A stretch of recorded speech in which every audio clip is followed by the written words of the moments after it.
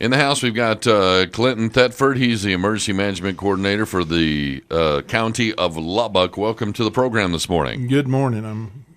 Clinton, we've been in a drought for so long in West Texas. It's kind of amazing to swing back to a position where we're actually maybe in a disaster situation for water from the rain that we had, the flooding that we had in the state of Texas.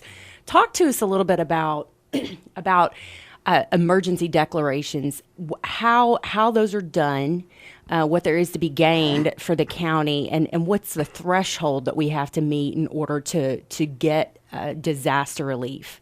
Okay. Generally, your mayors and county judges in Texas are the directors of emergency management as defined under 418 of the Texas Government Code. So they have that authority to declare the states of disaster or emergency within those jurisdictions.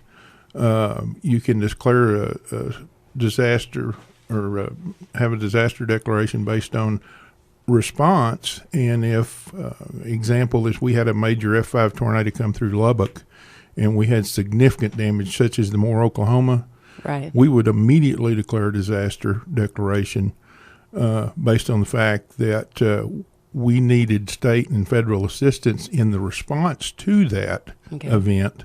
We may need rescue resources, just all kinds of resources. That's the response piece.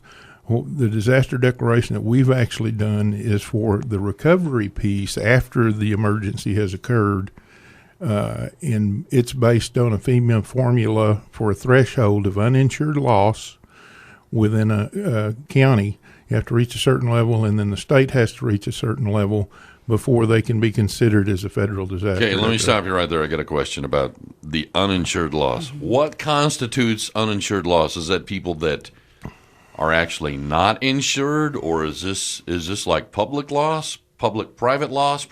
What is it? Or over the limits of what they were insured for, maybe even. I mean, how does that work? Kind of all of that. But what that's FEMA, a good point there. What FEMA comes in and does is they offer what is called individual assistance, which that's assistance that they will offer to citizens of our community. That could be for their home, for their business loss, agricultural losses, those type of things. That's called individual assistance. Then we have what's called public assistance, which is available to governmental organizations such as Lubbock County, the city of Lubbock, for any infrastructure damage or damage to their facilities and things like that. But I'll give you a good example. Several of the people in shallow water, which was the hardest hit area during this flood event, had insurance on their homes, but they did not have flood insurance. Okay. So their insurance isn't going to cover that loss of the flooding. So that's where FEMA would step in under a federal disaster declaration and offer assistance to those folks.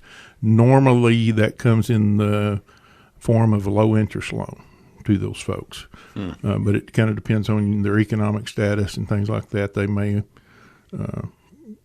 do more than a low interest loan for some people. And how does the county go about getting that information on? I mean, I can imagine how you would, look at public. Yeah. But, public infrastructure is one thing, being able to go out and assess the roads and the bridges and those sorts of things. But in terms of private individuals, I mean, do you just literally have to just go knock on the doors in the affected area? Yeah, we will go out and do the walkthrough. What we try to encourage those folks to do is get a hold of their insurance company, have them come in, at least give them an estimate on the amount of damage, what will be covered, what will not be covered. And so we try to work those numbers. Part of the issue was why it's kind of taken so long, especially on the public infrastructure on county roads and stuff.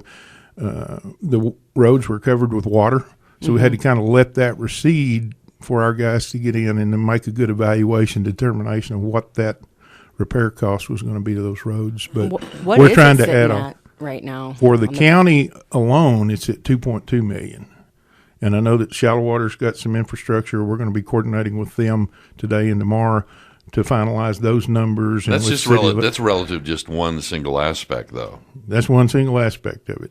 And like I say, what we have been working with the individuals is to get those estimates either through their insurance company or have a contractor come out and look at their property and get us some good hard numbers so that we can get those to the state and say this is realistic numbers. Do you guys have an estimate right now of the total damage claim? All aspects, public, private, infrastructure. With not having actually looked at the shallow water numbers, we don't have that exact number right now. Okay, when you actually filed for the FEMA assistance, did you just get to a point past the threshold? Because I know trying to assess, you made the deadline right at the end of the period.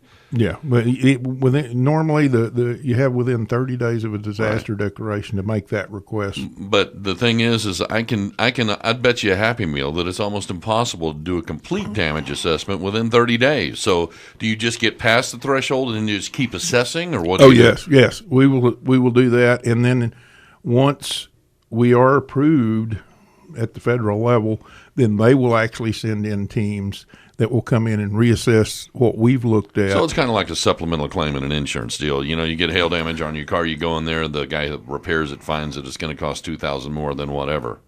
Then they supplement it. Yeah, then they hit supplement it. All right, we're talking with Clinton Thetford. He's the Lubbock County Emergency Management Coordinator. Lubbock County's applied for disaster assistance due to the May flooding incident. We'll be back. Hey, in the house, we've got Clinton Thetford. He's Lubbock County Emergency Management Coordinator.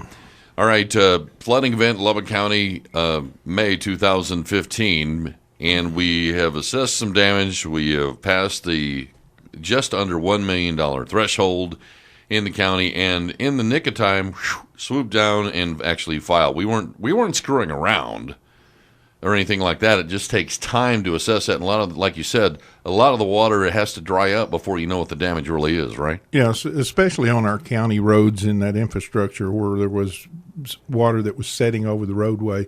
Our road and bridge crew guys could not get in and actually assess the damage until the water receded. So it's taken a while to get some of these numbers. We pretty well knew we were going to be able to meet that threshold, but we wanted to make sure before we went through the process of submitting the paperwork to the state. Okay. Now, Sandra, I'm just kind of curious as to, we've made the application, kind of what the response time is. Is this like a hurry up and wait deal, or, Well, and what is the mechanism? I mean, when the money comes, who's it come to? Who's I'm banker. He's going to hold the cash. Again, it kind of depends on whether it's going to be that individual assistance for citizens and businesses and organizations, or if it's going to be the public assistance. I mean, is there some sort of, like, for the private stuff, is there some sort of trustee, or is everybody got to deal with the government on their own? Is it like, is there a FEMA rep that camps out and makes Yeah, actually, they have a Wednesday night tent revival and do this thing, or what? FEMA will send in representatives to come in and again do a second level damage assessment, and then they will work individually with those homeowners on what type of assistance that they can offer them. If they choose to accept that assistance, then what the process is and everything.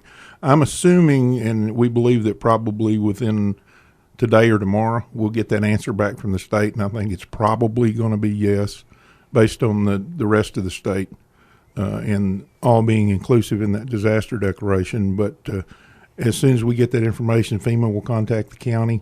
They'll give us instructions on how citizens can go out and register with FEMA that they've had damage. We'll push all that information out to the public and make sure everybody understands and knows. And we will make individual contact with those people that have reported to us that they've had damage, not only just through the media, but individual contact. I'm just kind of curious. You say that a lot of this comes in the form of low-interest loans. But I'm wondering, curious, is there any just slush fund? Is there just a pot where people say, here's free money? Because, the United States government is notorious for just, grabbing handful of cash and just throwing it at people sometimes. But, it always seems like in times when people really need that stuff, that ain't where the cash comes, and that ain't how it goes. Well, and that's a good question when it comes to, we're talking about the fact that most people do not have flood insurance, and your typical homeowner's insurance doesn't cover a flooding event. But if you're, here's my thing. If the water line on your ice maker breaks in a house that I had, water line, and it, boom, floods, whole ceiling of the kitchen falls in.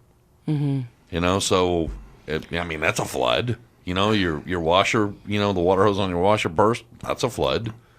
Yeah, but don't you watch those public service announcements where the government's begging you to buy flood insurance? I'm just saying, I remember those. Yeah, but so I can see why it would be low interest loans, because they're saying you're on the hook because you didn't buy flood insurance. Yeah, and that's the key thing on this. We look at that uninsured loss, and I will caution everybody that they need to go out and look at the floodplain maps, because those were just updated in the last couple of years. And somebody that may not have been in a floodplain now is. You can get flood insurance regardless of if you're in a floodplain or not. But a lot of lenders are requiring it if you build in a floodplain. All right. I'm just kind of curious. I got a couple of questions about people that had flood insurance and declined flood insurance because the floodplain was re-evaluated and replatted. That's coming up next. In conversation with Clinton Thetford, he's Lubbock County Emergency Management Coordinator with the County Sheriff's Department. We made application to FEMA for federal disaster because of flooding. I know this is an oxymoron in West Texas, okay? But I got a question. Back in the year 2009, we had what they called the 100-year flood. Okay, a couple of weeks after that, that was July 4th weekend. Yes. A couple of weeks after that, we had more rain than we actually received in the 100-year flood. However, it wasn't, collapsed into a smaller time frame. So it didn't really qualify as a 100-year flood. Okay. Now, I'm just kind of curious. Post that, there was a lot of people that were trying to get deplatted, in other words, taken out of the floodplain because they weren't flooded there. Now, I'm just kind of wondering if the people that got deplatted and taken out of the floodplain, if they got flooded in this May event. At this point, we haven't looked at any of that. But we have a floodplain manager at Lubbock County, Mark. I'm brain dead, can't think of his last name, but he also does our sanitation, septic tank inspections and things. He's over that. So, all right. Hey, when they make the announcement, get the information back. You'll come back with us. Yes, sir. Okay. We'll be back and help explain to Hopefully people. that'll be in just a few days or less.